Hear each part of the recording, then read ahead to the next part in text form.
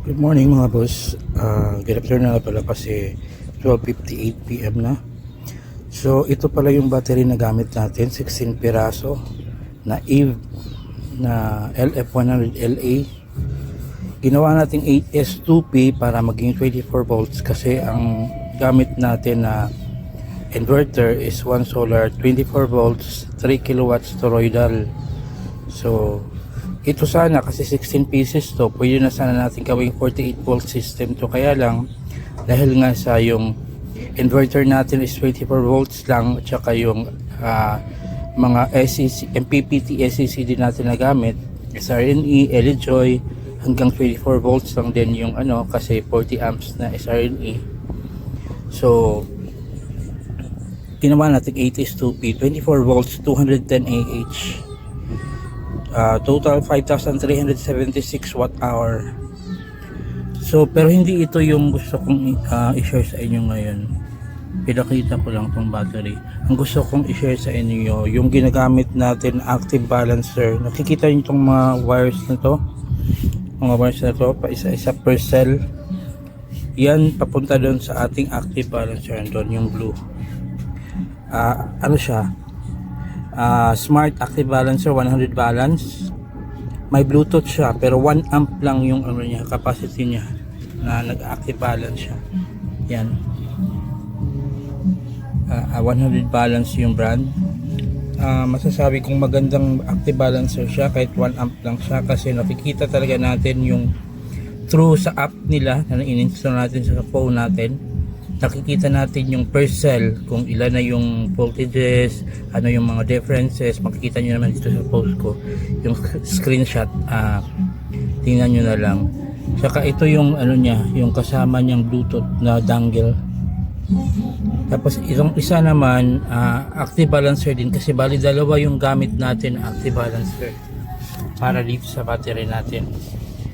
Itong smart active balancer na 1 amp, tsaka itong hindi siya smart, siya toroidal type na active balancer, 10 amps naman siya, pero hindi natin na-detect yung movement nung nagbabalance siya, yung galing sa cell 1 papunta sa 2 kasi medyo malaki yung charge ng cell 1, lipat-lipat gano'n. Pero dito makikita natin ito, pero once na ito naman yung sa app natin, itingnan natin yung pagbabalance nito, naman parang kasama na din doon sa pagbabalance na makikita natin itong working, yung ginagawa nitong 10 amps natin na to. Kaya lang walang monitoring to kasi wala siyang bluetooth, hindi siya smart. So 10 amps siya, magandang klase nito, combo, bali dalawa. So per cell, itong blue papunta dito sa ating 1 amp na smart active balancer. Itong black naman, bali dalawang active balancer, isang battery system. So dalawa yung nagwo-work, nagbabalance sa battery. So yun ang ginagawa natin mga bossing, dalawang active balancer ito. Pero ito, ang ganda nito, mura lang naman to, mga 900 something yung bili ko nito. Maganda siya kasi nakikita natin, monitor natin yung magkano yung voltages per cell. So kasi bali dala-dalawa ang cell nito kasi it is S2P. So cell 1, cell 2, cell 3, cell 4, cell 5, cell 6, cell 7, cell 8. So nakikita natin kung ano na yung mga voltages nila while nagcha-charge yung natin. Itong tatlo naman yung gamit natin na MPPT SEC. So tatlo yan, isang battery lang yung sina-charge nila at the same time.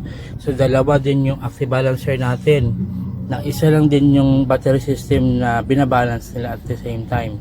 So yun lang mga boss, sinishare ko lang sa inyo kung paano yung setup natin. Itong battery ko na to, sobrang okay naman yung sa akin, para sa akin, kasi sobrang kunat niya para sa akin.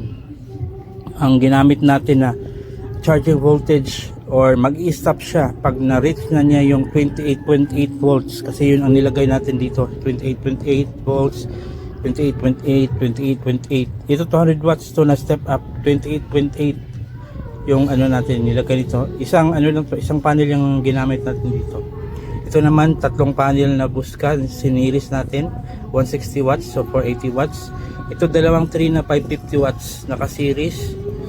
So, 1,100 watts, so sakto lang para dito. So, yun lang mga boss. Have a great day. Kung may mga tanong kayo or ano, may comment kayo, lagay nyo na lang sa comment section sa baba. Tapos lagay ko na lang din yung ano, ito talaga, yung gusto kong i-flex to ito.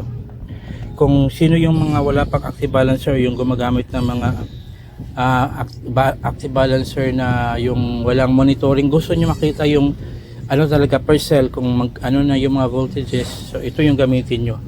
Kahit idagdag nyo na lang siya doon sa isa main talaga nyo, like for example meron kayong ganito, o yung ano yung mga may isang type pa na ano active balancer na yung parang mga ano yung hindi kalimutan ko yung pangalan, pero yun, kung meron na kayong ganun at saka hindi nyo na monitor naman talaga yung voltages per cell, gumamit kayo nito, mandagdag. So kung saan nyo lang nilagay yung mga wires nung original nyo na ano active balancer, dun lang din, parang dun lang din nyo nilagay. So kailangan tama talaga yung pagka setup nyo, kasi once na mali lang yung pagka ano nyo ng mga wires na yan, posible masira agad yan. So kakabili nyo lang, namali nyo lang yung isang end kung saan nyo sinaksak, so sira na agad, sunog na. So kailangan make sure na tama or sakto yung ginagawa nyo. So yun lang mga boss. So yun, lagay ko kung saan kung shop siya nabili dyan sa post natin or dyan sa baba, check nyo na lang. So ayan mga bossing, kung may tanong kayo, comment nyo na lang or message nyo ako. Salamat po. God bless everyone. Bye.